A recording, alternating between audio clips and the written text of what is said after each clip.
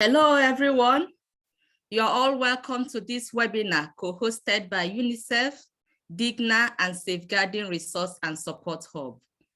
We are starting now.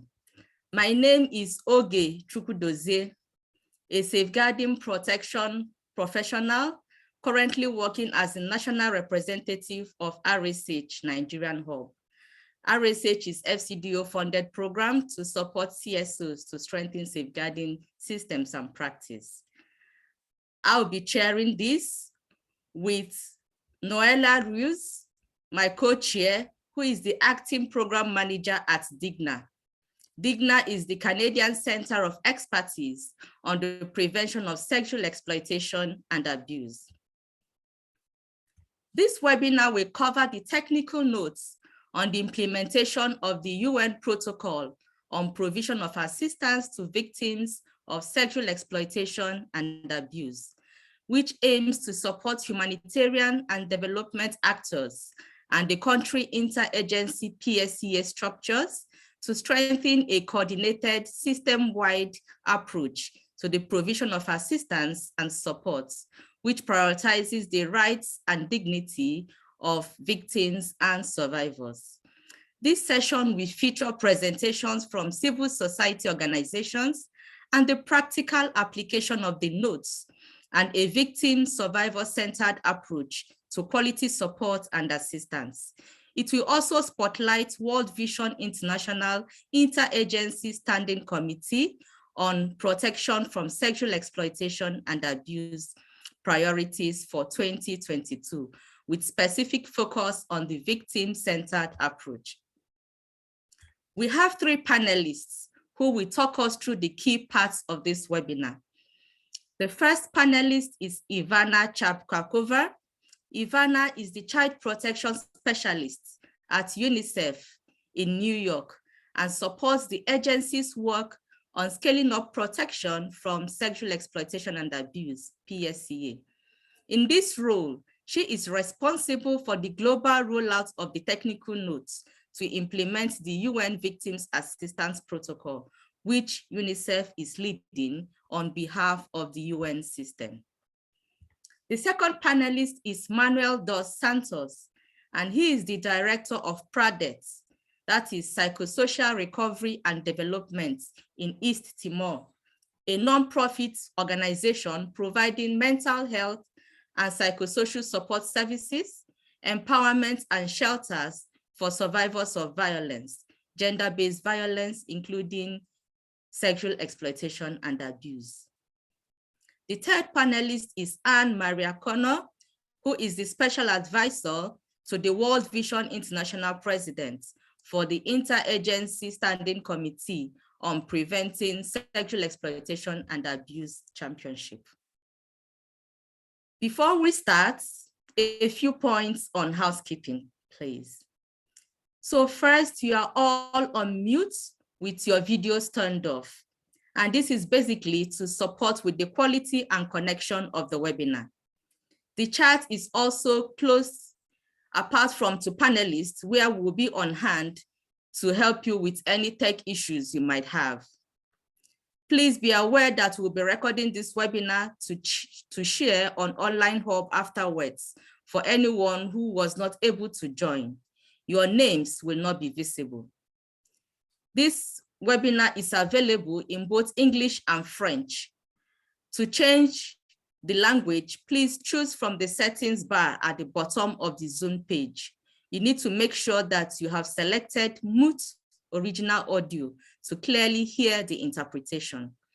Closed captions are also available. Please select these from the control panel if required. There is also instruction on the chat on how to click the closed captioning and access that service.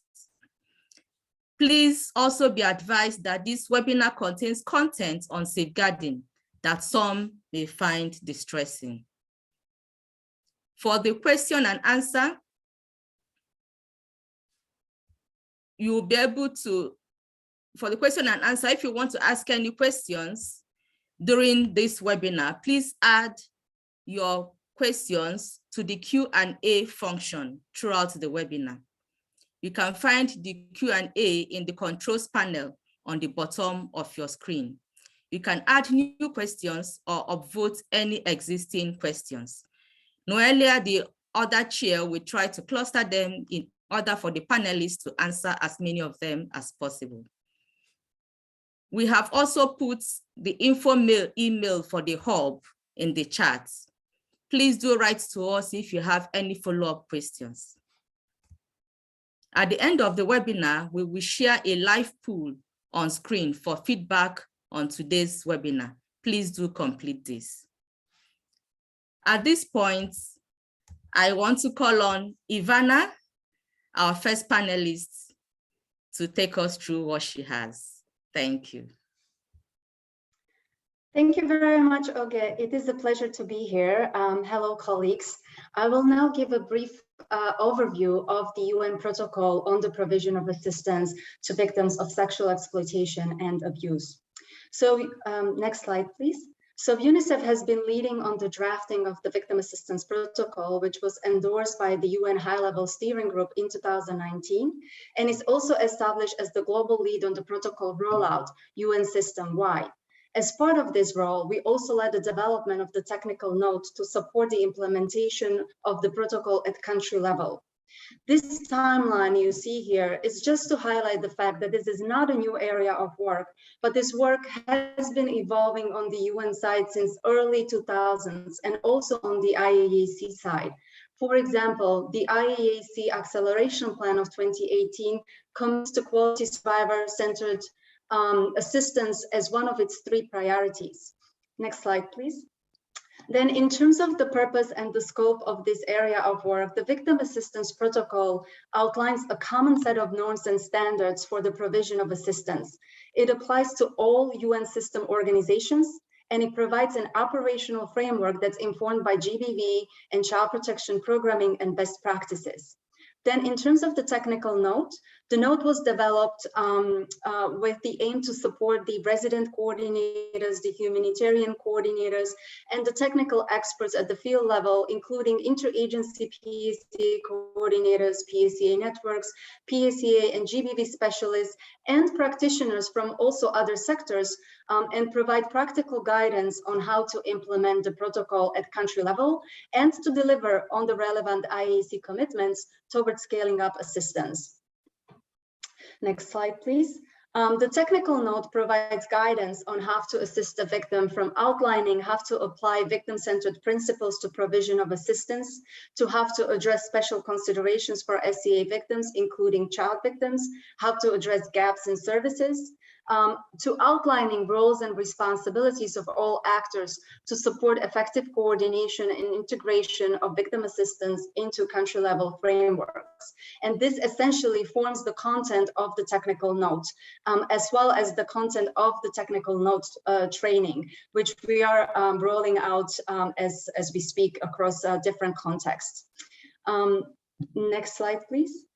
So then the protocol clearly articulates a set of core principles, norms, and operational measures to protect the rights and dignity of victims and improve our response and support for their needs. This is in line with victim-centered approach, which applies to the whole continuum of work on PSEA. Some of these core principles and standards are further explained in the technical note itself.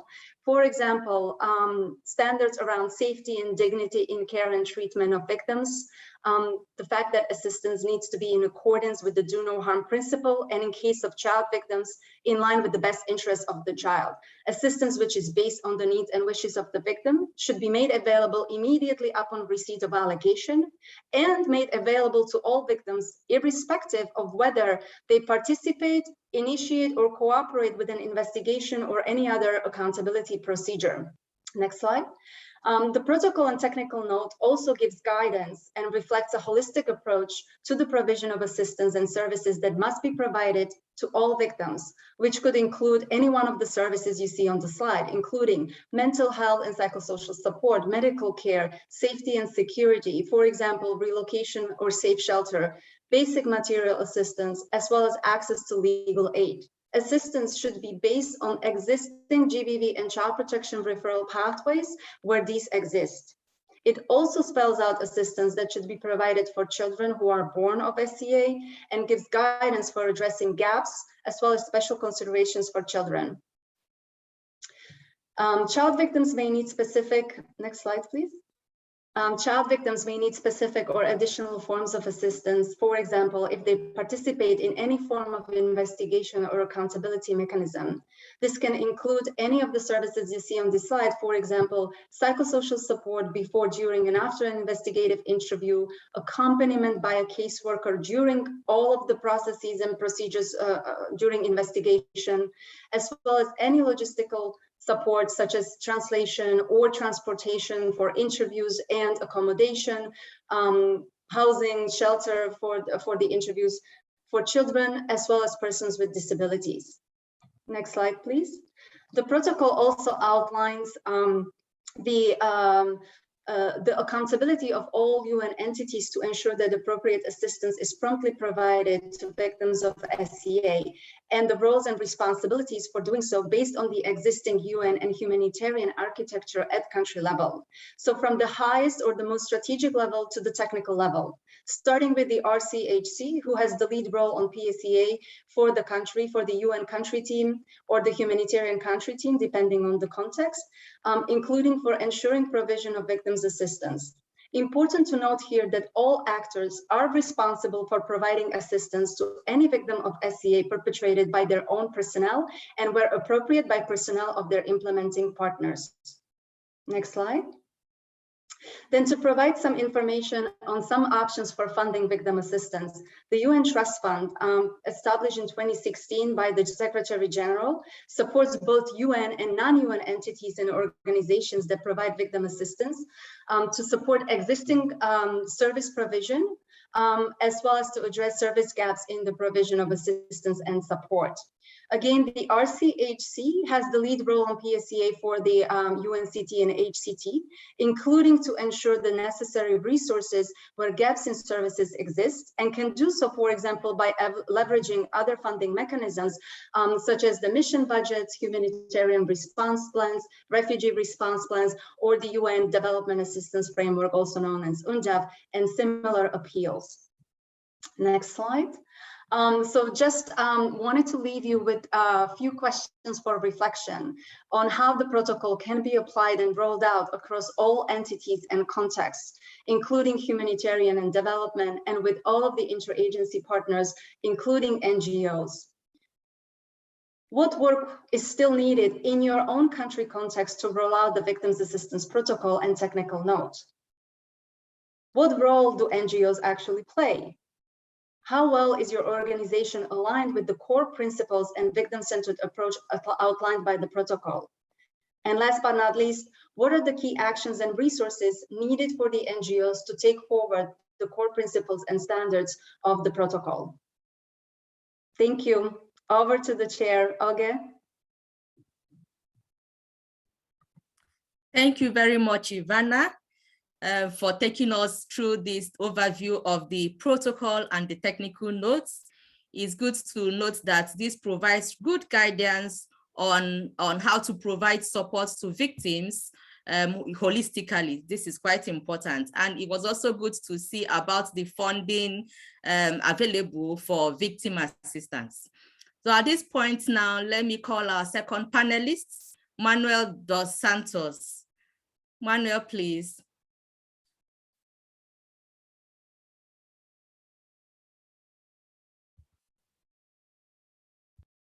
Hello, everyone. Hello, we can hear you, Manuel. Yes, thank you.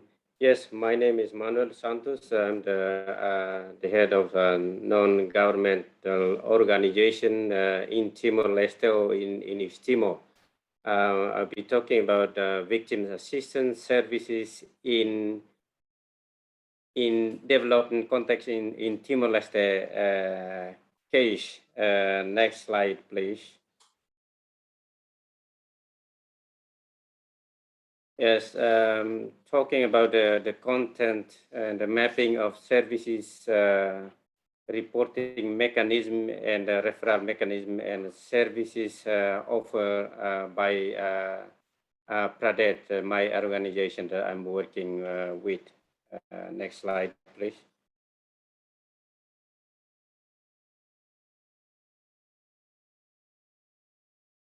Yes, the victim assistance services in Timor-Leste context, or the services that exist in Timor-Leste, it is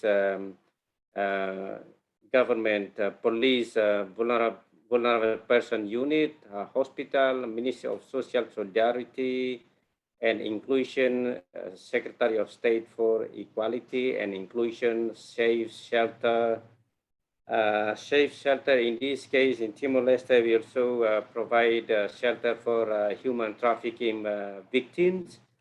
We have legal aid services, mental health, psychosocial services, government case workers, which is we have acute care, intensive care, and a community based worker. We have mental health, psychosocial support provided by CISO, which including Pradet, and community empowerment, and also go to the referral and reporting and referral mechanism. We have Ministry of Health hotline, VPU, vulnerable person unit, police, Ministry of Social Solidarity and Inclusion, Child Rights Commission, Ombudsman, public prosecutor, service providers, legal aid, and referral application, or the link, the national link that all actors or services can quickly access to the contact for the victims assistance, and also victims assistance services. In Timor-Leste, we provided counseling, psychotherapy, economic empowerment, medical support, medical forensic examination, legal assistance, alternative care, temporary institutional care, and family placement. Next slide, please. Referral and reporting mechanism in Timor-Leste. The main point of referral come from is from the community, come to the police, and it can be come through the local and traditional leaders, as the referral network, the community base, and from the police after the identification, then referral to service providers, and also child protection officer, and gender-based violence focal point teacher, and youth, and civil society, including Pradets, which we all work in the collective team to provide support to the victim, to the women and children who become victims and need assistance. Next slide, please. Talking, yes, the referral mechanism and reporting mechanism, identification to medical support or referral and to medical services. So it comes through the hospital or clinic and forensic examination. So then from police referral and back forth, and child protection officer, and also come to the child and women survivors of violence, and also survivors of sexual and exploitation and abuse. Next slide, please. So referral and reporting mechanism, as you can see here, from the police, then go to child protection officer, and legal aid, and gender-based violence, and also one of the main things is the service, the civil society service that exists in Timor-Leste, including Pradet, which Pradet provide medical forensic examination, counseling, emergency accommodation, basic needs support, and also referral to the medium and long-term accommodation in Timor-Leste, including referral to Ministry of Social Solidarity for the social support, and also to the health center for the medical support. Next slide, please.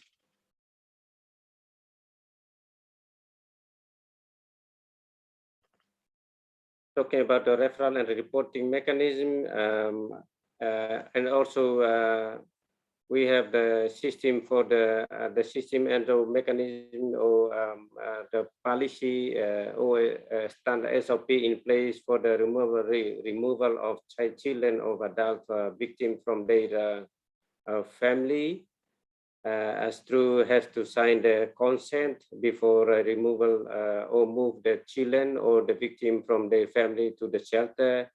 And also we have alternative care, and also the logistic arrangement. We have transport and also translation for the disability victims. We also working with the disability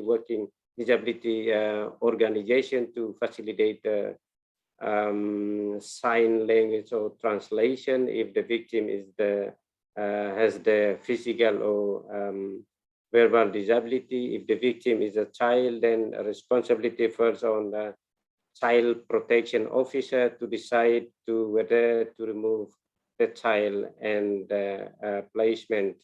And also we have victims house or shelter, many shelters in Timor-Leste across all over the province or the district in Timor-Leste. Next slide, please.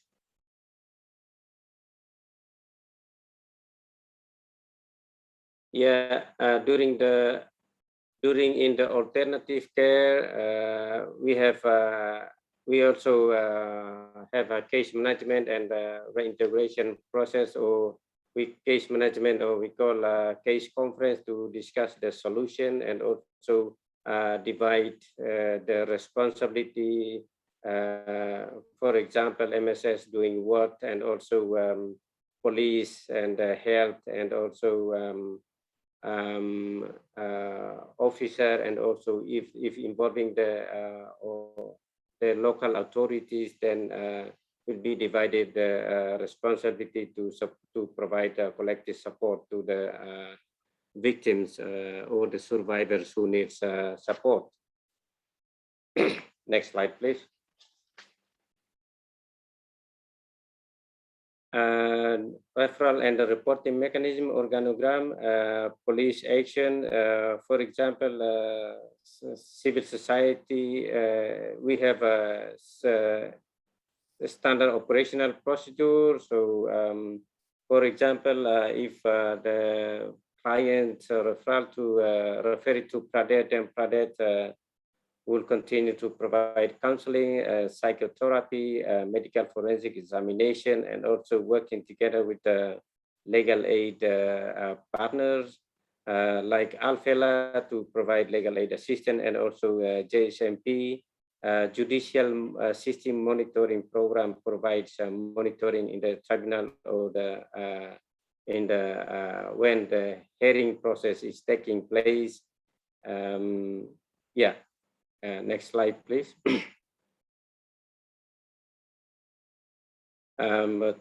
Case management, so child protection officer and a focal point also will be maximum involved in the case because they are the government worker to take the maximum responsibility, and also working together with the civil society as the service providers to provide child and women survivors of violence with the support as they need it.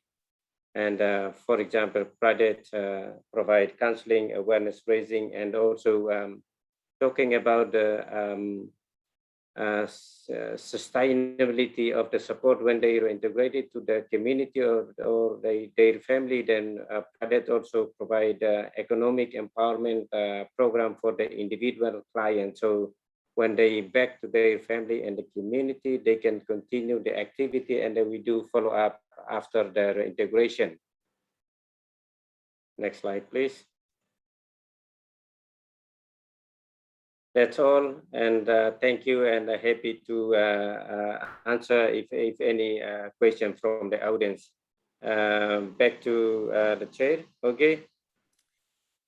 Thank you so very much, Manuel, for taking us through PADET's survival assistance framework, which we saw has like 3 pillars: mapping of services, reporting and referral, and victim assistance. And from your presentation, we also saw how important it is for collaboration between actors. Thank you very much for that. Before I pass on to our third panelist, please, I want to remind all our guests to please use the Q&A function on the bottom of the panel screen for your questions. So if you have any questions, please click the Q&A function and you'll be able to type on a question. Thank you. So at this point, let me call on Anne-Marie to please share with us. Thank you.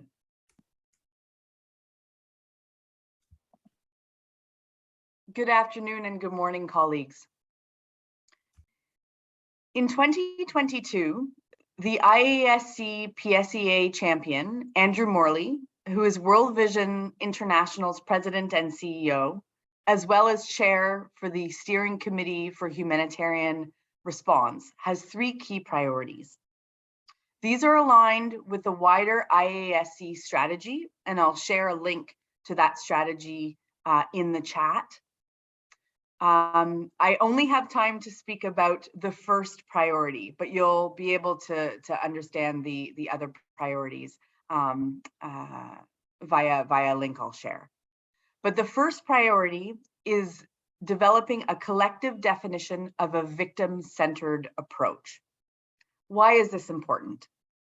Firstly, as was noted in the IASC external PSEA review, which was concluded in November of last year, the IASC has no official, shared, or agreed definition of a victim-survivor-centered approach, nor a set of guidance or pathways to make sure that a victim-survivor-centered approach is applied to the full spectrum of PSEA activities of all IASC members. So, while the UN has the 2019 Victims Assistance Protocol, and UNICEF has developed the critically important technical note, and of course, UN agencies and many CSOs and NGOs have internal definitions, the humanitarian community collectively represented by the IASC does not. This leads to all sorts of challenges around responsibilities, accountability, differing approaches among partners, and ever-present funding our obligations. If we don't know what we're collectively responsible for, it becomes challenging to act. As the technical note says, and Ivana highlighted in her remarks, each organization is responsible for provision of assistance. But what about the whole end-to-end process? Therefore, an end-to-end approach is needed, from prevention to remedy. As champion, World Vision and SCHR are developing a definition of a victim-survivor-centered approach, which we hope will then be operationalized through further guidance. I'm going to share here the draft definition, which will give you a sense of what we are hoping to achieve. A victim-survivor-centered approach will ensure that all policies and processes and our underlying organizational cultures place the victim-survivor at the center of all of our preventative and responsive measures concerning sexual exploitation, abuse, and harassment, including community and affected population participation in prevention. When prevention fails and sexual exploitation, abuse, or harassment occurs, our approach will be end-to-end, holistic, and will respect the victim survivor, uphold their rights and dignity, protect them, and adapt our response to meet their specific needs, including, of course, the specific needs of children. We will prioritize and implement all measures to ensure their physical and psychological safety and security. We will not discriminate against victim survivors. We will maintain confidentiality, operate with their informed consent, provide timely and ongoing information, appropriate and on-demand assistance and support, due process, and a remedy. So, what does a victim and survivor-centered prevention and response look like in practice for humanitarians? We have 9 principles which are being developed and which will then be operationalized, as I mentioned previously. I don't have time this afternoon to go through all of the 9 principles, but you can see them there on the screen. I'll go into detail on just a few of them to give you a sense of where we are going. So I wanted to first speak about prevention and participation, because this is critical. This is critical to ensure that we, as much as possible, of course, are preventing incidents of sexual exploitation, abuse, and harassment. A key to being survivor-centered is ensuring that aid beneficiaries and local populations are consulted in the design of our response programs to ensure that their needs are met and that and that they are protected.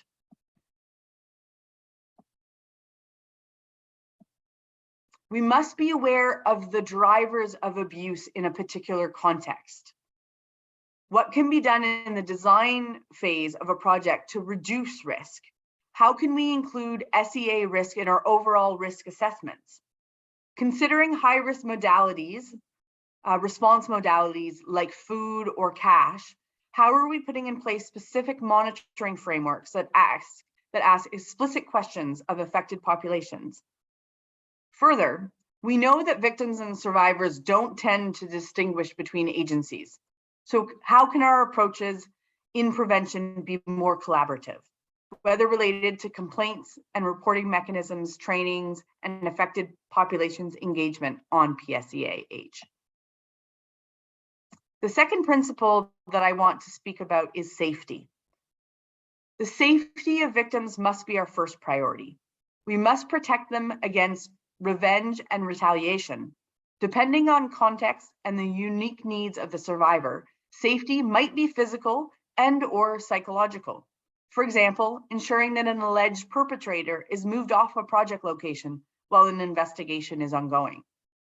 Further, to address safety as well as confidentiality, the conversations with victim survivors must be conducted in a safe, confidential place and format of their choosing. The third principle is respect.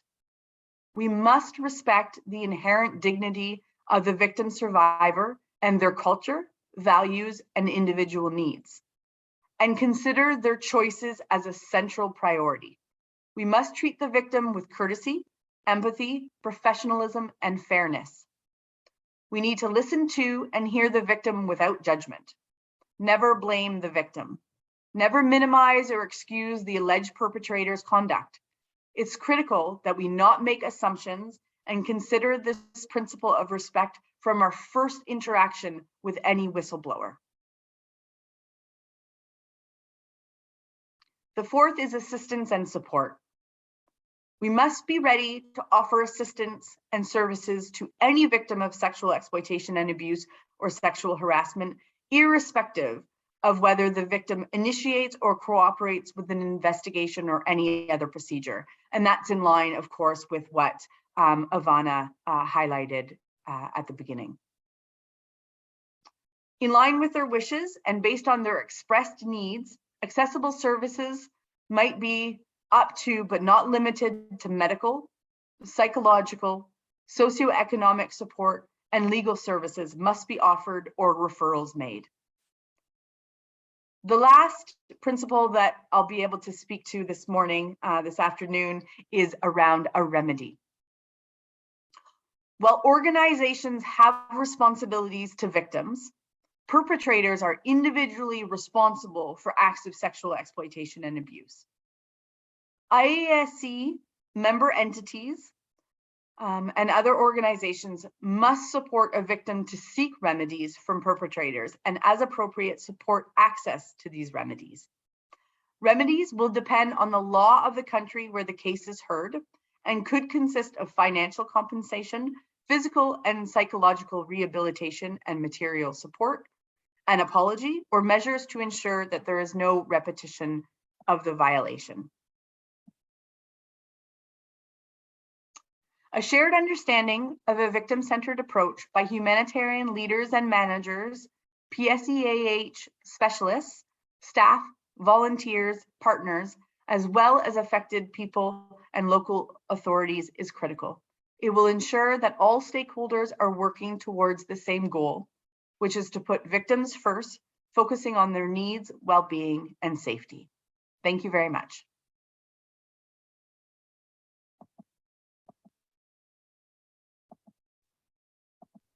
Thank you very much, Anne-Marie, for taking us through those principles.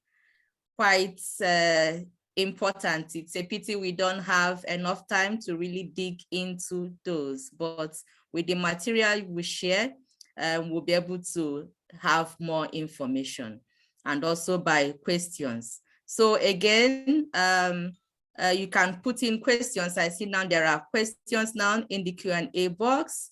Please put in questions, and Noelia is here now to take over and arrange the questions for the panelists to respond to. Thank you. Thank you, Olga. Thank you to our three panelists. All the presentations were extremely useful. We're going to start with the first question. This came from Fidelia, and I think Anne-Marie would be the perfect person to answer. Who has the responsibilities to provide care to victims? We are still struggling with that question because normally it is the organizations which may provide assistance to the victims with the GBV subsector support or child protection group or just service provider. Now, who is going to support bills?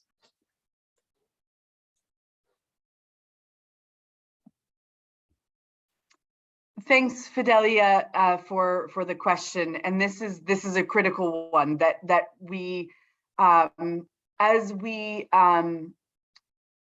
clarify collective responsibilities, we hope that the answer to this will be more clear.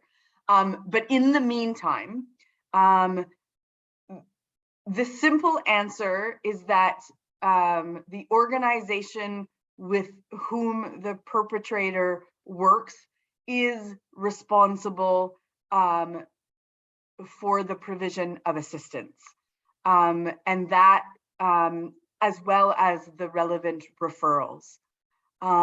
So if, for example, a perpetrator is working with your organization is responsible to provide that assistance and provide provide referrals to the relevant GBV referral pathways. So a thing I want to mention here is that we really have an opportunity and a responsibility to work in our PSEA networks, to work very, very closely with the GBV subcluster in your country. There needs to be a lot of engagement between those two, so that we have clear standard operating procedures, and organizations know those referral pathways that they should be using. But it's not a simple question. And PSEA networks in country need to work together to establish some basic standards. But the short answer is the organization where the perpetrator is working needs to support that. And some thinking has to happen within your organization of how would we cover these needs if we did have such an incident, such a case. I'll stop there in case Ivana or Manuel want to jump in. Thanks.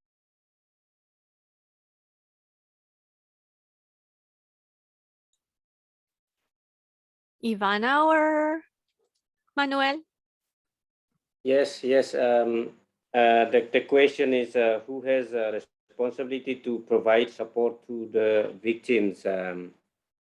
So in Timor-Leste, to my experience, the first is the government, Ministry of Social Solidarity, but then as human beings, the civil society as the main partners of the government, it depends on how criticism, how necessary, how important of the case itself, and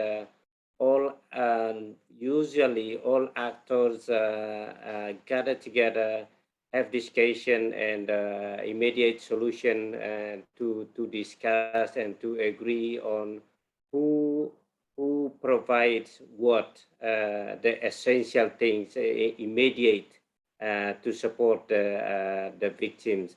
Because in Timor-Leste, from Pradet itself, first we provide support to the victims, and also we also provide healing therapy support for the perpetrators after they entering into the prison.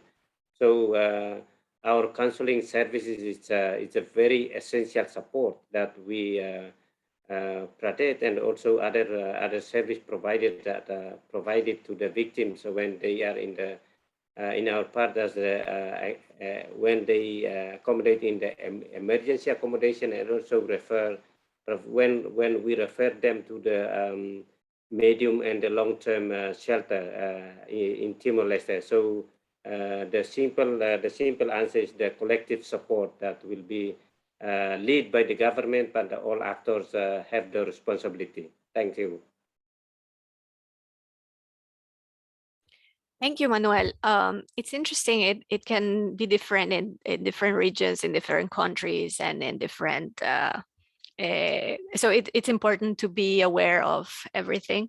Thank you very much to Anne-Marie and Manuel for their answers. I would like to give Ivana some time because she wants to talk about the last resort for UN system, and then we will continue with more questions. Go ahead, Ivana. Yeah, thanks so much, Noelia, and thank you very much for this question. It's been very well answered already. Just perhaps to add that in order to ensure that all victims have access to same quality assistance, this is why it is so critical, as Anna-Marie said, that all of the actors who are operating in that country context contribute towards victim assistance and scaling up services through the GBV and child protection programming. This is very, very critical. Now, there are contexts where there are gaps in services or gaps or lack of specialized care, such as case management for children or case management for adults. And so in those contexts, I just wanted to note that under the protocol, the UNICEF is established for the UN system as an agency or provider of last resort for child victims of SEA, and UNFPA as a provider of last resort for adult victims of SEA. So again, this is in relation to the UN system. So of course, this would mean if there were no specialized services, regardless of what organization employed the perpetrator, the provider of last resort might potentially act as a caseworker for that victim and would still be responsible for the provision or making sure that the assistance is provided in line with the wishes of that victim. Thank you. Over. That is excellent to know. Thank you, Ivana. Okay, let's move on to the next question. So David posted this question while Manuel was talking, so I guess this will be for Manuel. What happens after the case management, especially for the survivors and the perpetrator? How are the victims informing the process? Just to ask.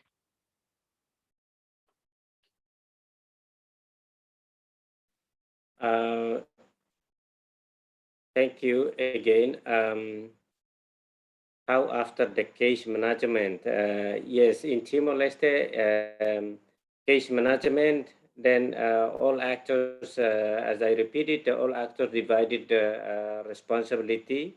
It depends. The first priority, what priority support that the victim is needed, and it will also respect from the opinion from the victim itself, that what is the victim's wants for her well-being or situation. For example, legal aid support. Then all actors are getting together and have discussion. Give first responsibility to the legal aid service providers to be prepared and provide legal aid counseling, and also during the counseling, then have the continued responsibility to provide seeking for the judge in the tribunal, for the defensor in the tribunal, and also seeking support from the counselor support to accompany client at the tribunal if the client need justice first. For example, another case is the victim's the victim is in secure situation. Then the responsibility is given to the police for the safety of the client itself, and including the local authorities, because after the client's access to the services, then sooner or later the client will be back to the community and the family, and so the local authority also have the responsibility to know and also to have a case plan when the clients back to the family and the community. The local authority have the responsibility in the community level, and also normally in Timor-Leste, or usually, or most of the time, is like the client need collective support in terms of social support. Then this is offered to the Ministry of Social Solidarity to provide support. That's all. Thank you, Manuel. Thank you very much for the question and for the answer. There are two questions that are very similar, and it's about victim and survivor.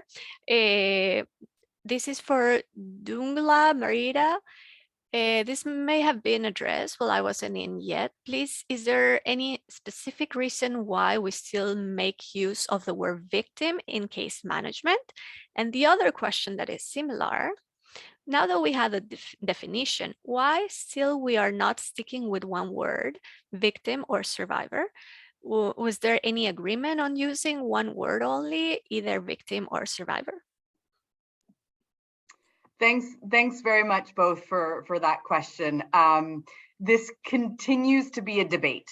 And the reason why, as the IASC champion, we have chosen to use victim, survivor together is because there is not necessarily agreement.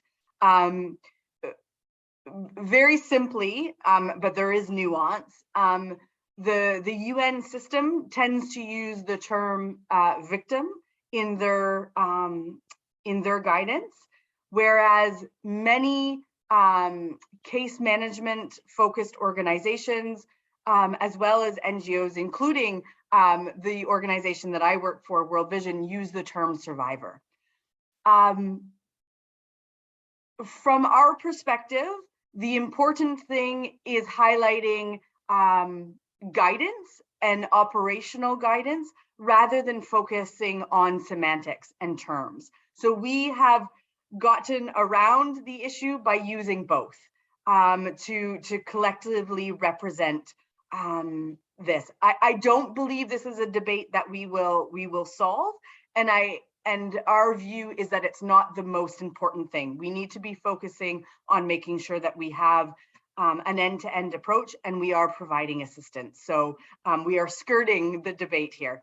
So I hope that gives you some understanding of where we are. Thanks. Thank you, Anne-Marie. I was talking to a survivor. We had a session at DIGNAF about survivor support services. And she said that she would not feel well if it's called victim. She thinks she is a survivor. And for her, it was important to be called a survivor. So that's also something to consider, how the person be comfortable. But yeah, thank you, Anne-Marie. So we have time for one more question, and I was reading Patricia Bourdier.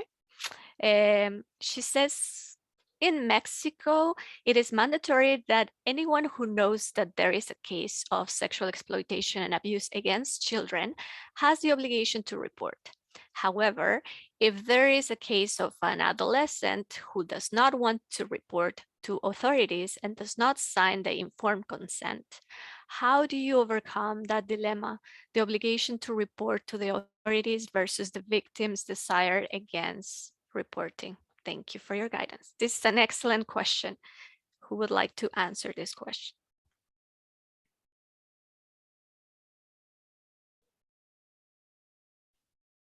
Ivana?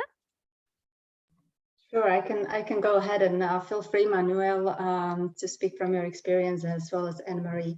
It is a question that is asked quite often in terms of how to balance or how to manage the duty and our obligation to report versus our responsibility and obligation to uphold victim-centered approach and be followed by, or be guided by the wishes of the victim.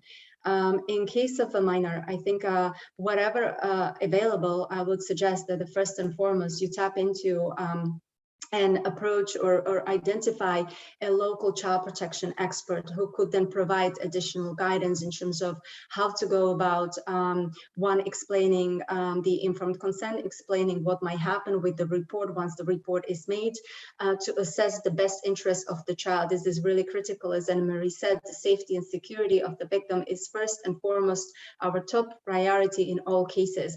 So without knowing the details of a case, I think there is a more that, you know, there could be other elements that would actually determine whether reporting at that particular moment in time is in the best interest of that youth or of that child. So really making sure that there is someone qualified and someone who can support around the best interest of the child to make that determination. And second of all, to support the child or the young person and their family or caregiver, safe adults that they are safe, feel safe with and around, to support them in making that decision by making sure that we provide all of the information we can on the process, what information will be shared, how the information will be shared, for what purpose, and what might happen next, so that the individual can make as best, you know, informed decision and choice based on that information. And again, in case of child, we may need to make sure that there is a supportive caregiver, the child's parent or another person, if the parent's not around, who acts as their guardian, to support, to make sure that this information relates to that individual who can then support the child to make the decision. But again, it could be many different elements. So safety and security and the best interest of the child should guide any and all actions, including what assistance and how will be provided, as well as reporting. Thank you, Ivana. That was excellent. I saw there are 19 questions still, but we're running out of time. Okay. Sorry, Manuel, go ahead. You wanted to say something. I'm just adding up a little bit of the to the question, whether obligation for the reporting, the obligation for reporting of the sexual exploitation for children, etc.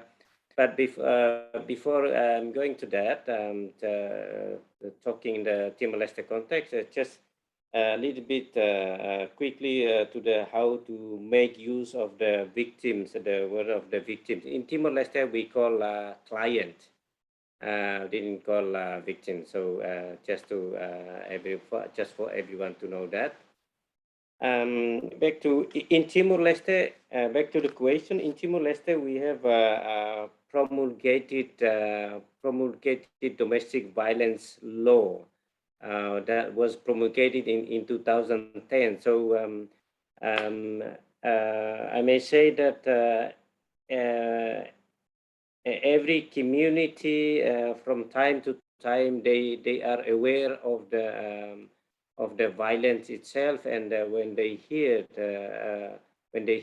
see, they have the conscience to some of the community, they feel obligated to report. And in Timor-Leste, the case, the health workers, they are obliged to report the case to the police for the further process, because the Ministry of Health has the guidelines for the how health sector responds to gender-based violence in Timor-Leste. So in Timor-Leste, I can say that from the service providers' perspective and experience, we have an obligation to report if we see, if the community, if the local authorities, if the family members knows that